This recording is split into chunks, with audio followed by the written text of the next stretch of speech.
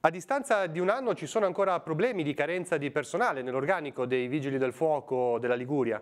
Assolutamente sì, anzi la situazione direi che è peggiorata negli ultimi periodi. Se poi teniamo conto anche di quello che ha coinvolto in termini di interventi anche rilevanti la nostra regione nell'ultimo periodo, questo ha provocato e continua a provocare difficoltà immense nella gestione del soccorso. Questa situazione coinvolge secondo lei anche il Levante ligure?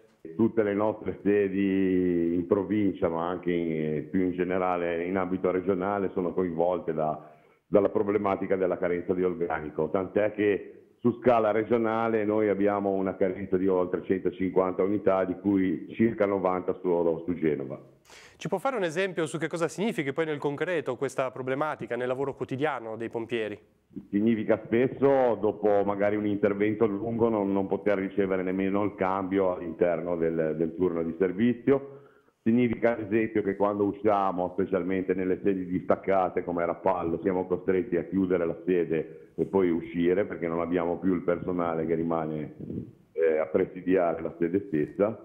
Le volevo chiedere anche qual era il suo parere sulla questione della convenzione dei Vigili del Fuoco con l'elicottero che potrebbe appunto terminare alla fine di quest'anno. In altre regioni i costi sono aumentati, ecco, sulla gestione di questo servizio. Noi chiaramente stiamo lavorando in termini sindacali per riuscire a mantenere la convenzione stessa, perché il passaggio al privato andrebbe a significare una spesa che si va a decuplicare sul bilancio della sanità regionale, dando oltretutto un servizio che non avrebbe sicuramente l'efficienza che produce quello effettuato dai Vigili del Fuoco ormai da 25 anni.